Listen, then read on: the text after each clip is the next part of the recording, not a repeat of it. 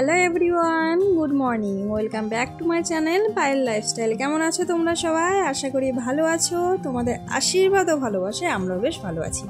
তো চলে এলাম নতুন একটা ব্লগ নিয়ে। আর আজকে ব্লগটা কিন্তু রান্নাঘর থেকে শুরু করলাম। অনেক কিছু রান্নাবান্না হবে, সমস্ত সবজি আর মশলাগুলো কেটে নিয়েছি, দেখতেই পাচ্ছ। চিকেন রান্না করা হবে আর পেঁয়াজটা আজকে একটু বেশিই লাগবে, তাই দেখো বেশি পরিমাণে কেটেছি। এখানে করলা ভাজা, বরবটি ভাজা, আলু ভাজা, পটল ভাজা, তার সাথে থাকবে পাঁপড় ভাজা, 5 রকমের ভাজা থাকবে, টমেটোর চাটনি হবে, চিকেন হবে। আর ওদিকে মাছ দেখতে পেলে, মাছটাকে কালকে রাতে কিন্তু এনেছি, এনে হচ্ছে ফ্রাই করে রেখেছি, যেহেতু সকালে যাবার সময় নেই। আর এখানে শাক রান্না করা হবে আর পায়েস হবে, তার সাথে ডাল হবে, মানে অনেক কিছু আজকে মেনু হবে। হ্যাঁ, লাউয়ের বড়াও তৈরি করব, ওখানে লাউ কেটে নিয়েছি, দেখতে পাচ্ছ। তো এত কিছু রান্না কেন করব তোমরা নিশ্চয়ই বুঝতে পারছো আর কি।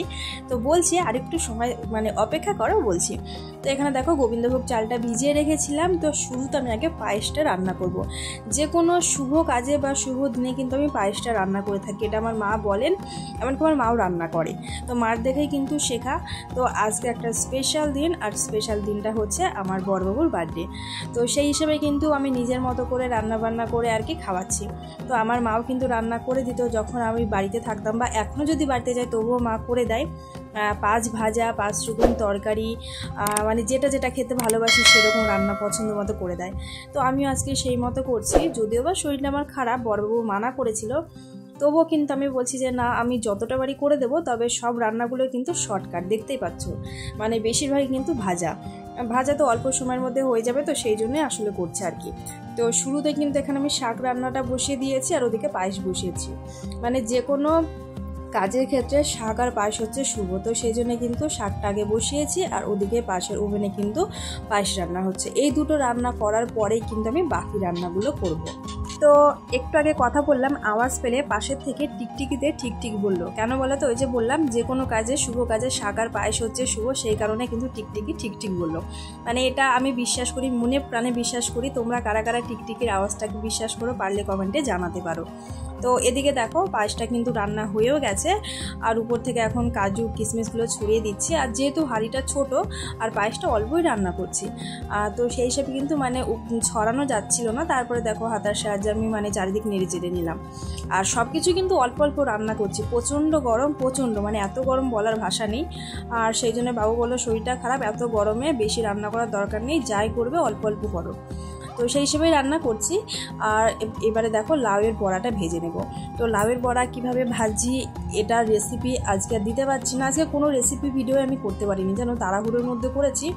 তবে লাউটাকে গ্রেড করে নিয়েছি, ওর মধ্যে সুজি, বেসন আর অল্প একটু আমি আটা দিয়েছি, আরও ওর মধ্যে অনেক কিছু অ্যাড করেছি, সেই সব দিয়ে কিন্তু লাউয়ের বড়াটা ভাজছি।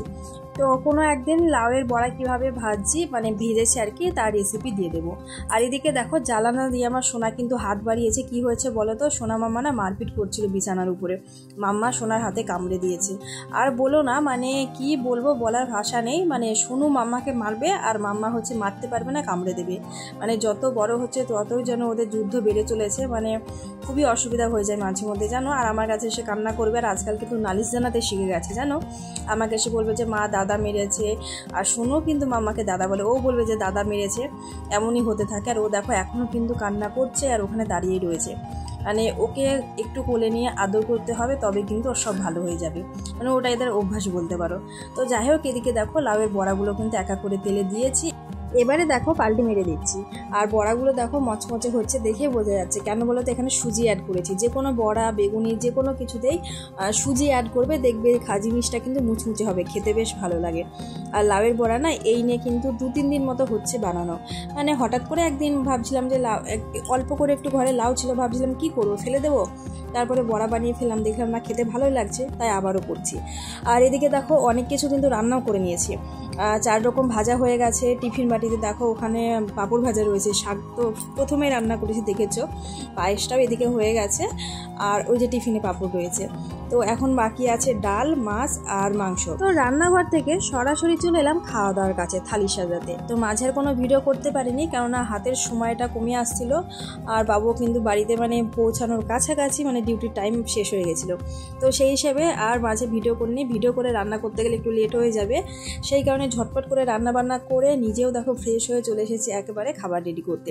আর এত পরিমাণে গরম পড়ছে তোমাদের বলে বোঝাতে পারবো না, তার মধ্যে জানো কারেন্ট চলে গেছিলো। আর এখানে জানো তো ডেইলি দুপুর টাইমে বেশি লাইটটা চলে যায়, মানে এই যে গরম, মানে এই সময়টা গরম বেশি লাগে, এই সময় লাইট যায়, আর মানুষের খুব অসুবিধা হয়, জানো সকলে কষ্ট পায়। তো যাই হোক, এদিকে দেখো খাবারের থালি সাজিয়ে নিয়েছি, আর জানো 12টা পদ রান্না করেছি, সব কিছু শর্টকাট অবশ্য, দেখতেই পাচ্ছ থালিতে। এখনও কিন্তু বাকি রয়েছে, ওয়েট করো। এখানে লাফা ভাজা, আলু ভাজা, সজনে শাক, পাঁপড় ভাজা, পটল ভাজা আর করলা ভাজা, এখানে 6টা ভাজা হয়ে গেছে। তো যাই হোক, কোনো ব্যাপার না, এখনও রয়েছে। ওদিকে দেখো ডাল দিয়েছি, এখানে টমেটোর চাটনিটা তুলে নিচ্ছি, আর ওদিকে যে লাউয়ের বড়া ভাজা রয়েছে, আর মাছটা না সর্ষে বাটা করেছি, দেখতেই পাবে, আর তার সাথে চিকেন রয়েছে।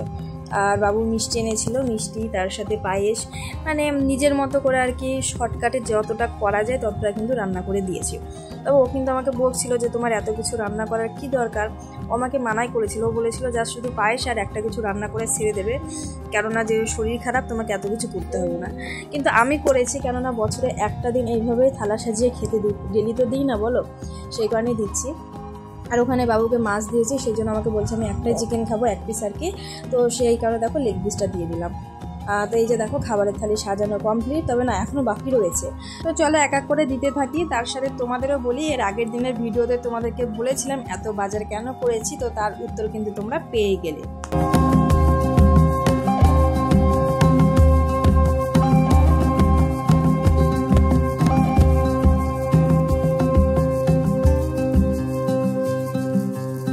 খাবারের থালি সাজানো কমপ্লিট, কেমন লাগছে অবশ্যই কিন্তু কমেন্টে জানাবে। আর ওদিকে আমার ছানারা দেখো খেতে বসে গেছে, ওরা কিন্তু আলু ভাজার সাদা ভাত নিয়েছে, আর কোনো কিছুই নেয়নি, তবে হ্যাঁ চিকেন অবশ্যই ধুয়ে দেবো। আর এদিকে দেখো বাবুকে আমি একটু পায়েস খাইয়ে দিচ্ছিলাম, তো বার্থডে মানেই কিন্তু পায়েস আর শুভ দিনের একটা ব্যাপার, তো সেই কারণে খাবার শুরুতে কিন্তু পায়েসটাকে ওকে আমি খাইয়ে দিচ্ছি। আর ওদিকে আমার সোনা মামাকে দেখতে পাচ্ছ, ওদের কিন্তু এদিকে কোনো লক্ষ্যই নেই, কেননা ফোনে কার্টুন চলছে। তো চলো, এদিকে বাবু খেতে শুরু করে দিয়েছে, আমার ছানারাও খাচ্ছে, এবারে কিন্তু আমিও খাওয়া দাওয়া করে নেবো। তো খাওয়া দাওয়া করে আবার আসবে পরে তোমাদের সামনে, সাথে থেকো বন্ধুরা। তো শুভ সন্ধ্যা বন্ধুরা, চলে এলাম একেবারে সন্ধ্যার সময়। তো এদিকে দেখো বাবু কিন্তু বেলুন কিনে এনেছে আর কি সোনাদের জন্য, তো এখন বেলুন ফুলে দিচ্ছে। তবে বার্থডের জন্য কিন্তু বেলুন কিনে আনিনি, কেননা পার্সোনালি ঘরে না 1 প্যাকেট করে বেলুন রাখতেই হয় সোনা মাম্মার জন্য, মাঝে মধ্যে ওরা বেলুন নিয়ে খেলতে যায়, তখন কিন্তু একটা একটা করে দিতে হয় ওদেরকে। আর হ্যাঁ, ওদেরকে কিন্তু সেম কালার দিতে হয়। তো এই যে দেখো সেম কালারের বেলুন ওদের বাবা ফুলিয়ে দিচ্ছে, ওরা কিন্তু খেলবে। আর হ্যাঁ, যেহেতু বাবুর বার্থডে, সেই উপলক্ষে কিন্তু একটা ছোটোখাটো কেক নিয়ে আসা হয়েছে, আর ছোট্ট করে একটু আইটেম আর কি, জাস্ট কেক কাটা, সোনা মামাকে খাওয়ানো, এটাই, আর কোনো কিছুই না। বলো পাপার কি? পাপার না না, পাপার কি আজকে? পাপার হ্যাপি বার্থডে। পাপাকে হ্যাপি বার্থডে বলো আর একবার, বলো পাপা হ্যাপি বার্থডে। হামি দাও পাপাকে, গিয়ে হামি দাও। দিকে বাবা মেয়ের ভালোবাসা তো দেখতে পেলে, তো তারপরে দিকে আমার কাজে লেগে পড়লাম আবারও। এই যে কেকের প্যাকেটটা থেকে কেক বার করছি, আর টেবিলে কিন্তু রেডি করে নেব। আর একটা জিনিস দেখতে পাবে, দেখো আমার 2 ছানা কিন্তু আমার পাশে এসে রেডি হয়ে যাবে। ওরা পিছন থেকে কিন্তু কেক করে কিন্তু চিৎকার করতে শুরু করে দিয়েছে, মানে কেক খাক বা না খাক, মানে এখনই ওরা বুঝে গেছে যে হ্যাপি বার্থডে হবে, কেক কাটা, এগুলো কিন্তু ওরা বুঝে গেছে। তো সেই কারণে কিন্তু আরও ওদের জন্য কেকটা কিনে আনা, ওদের পাপাই এনেছে আর কি, যে না ওরা যখন চাইছে কিনে আনি, বাদ বাকি ওদের পাপার কিন্তু একেবারেই ইচ্ছে ছিল না কেক কিনে আনার। তো যাই হোক, একটা ছোটোখাটো কেক আনা হয়েছে, কেকটা ভীষণই কালারফুল, দেখতেও ভীষণ সুন্দর। আর ওই যে দেখো আমার সোনা কিন্তু চলে এসেছে। তো চলো কেকটা কাটার ব্যবস্থা হবে। আর হ্যাঁ, এখানে একটা কথা বলি তোমাদের কাছে, সরি বলছি আগেই, এই কারণে কেক কাটার ভিডিওটা আমি করিনি বলা ভুল হবে, ফোনটা স্ট্যান্ডে লাগিয়ে রেখে কেকটা কাটা হয়েছে, কিন্তু আমি ভিডিওটা অন করে রাখিনি। ভাবো আমার বুদ্ধি, ভিডিও অন না করেই আমি ফোনটা স্ট্যান্ডে রেখে চলে এসেছি। দিকে কেক কাটা হয়ে গেছে, পরে গিয়ে দেখি ফোন অফ হয়ে গেছে। মাঝে মাঝেই আমার ভিডিও করতে গেলে এমন হয়, মানে ভিডিও করছি কিন্তু ভিডিওর ক্যামেরা অন করি না, এত কষ্ট হয় মাঝে মধ্যে, আমি তোমাদের কি বলবো, এমন এমন ভিডিও ক্লিপ আমি মানে মিস করে যাই, তোমাদের বলার ভাষা নেই। এই নিয়ে কিন্তু আমাকে আমার বড়বাবু পর্যন্ত বকাও দেয়। তো যাই হোক, কেকটা তো খুলে নিয়েছি, কেকটা তোমাদেরকে কাছের থেকে দেখিয়ে দিই। এই যে দেখো, কেকটা ভীষণই কালারফুল, তবে খেতে খুব একটা খারাপ ছিল না, মোটামুটি ভালো। আর মিয়মরির কেক খেতে বেশি ভালো লাগে, কিন্তু এখানে নেই। আর না থাকলে তো উপায় নেই, যেটা আছে সেটাই দিয়ে কাজ চালাতে হবে। তো এই যেটাই আনা হয়েছে। আর বার্থডে উপলক্ষে এই কেকটা কিন্তু সবাই মিলে আমরা কম বেশি খেয়েছি আর খুব আনন্দ করেছি। তো চলো বন্ধুরা, আজকের ভিডিওটা এখানেই শেষ করে দিচ্ছি। দেখো নতুন ব্লগের সাথে, ভালো থেকো, সুস্থ থেকো, টাটা বন্ধু। আর হ্যাঁ, ভিডিও দেখে কেমন লাগলো অবশ্যই কিন্তু কমেন্টের মাধ্যমে জানাবে।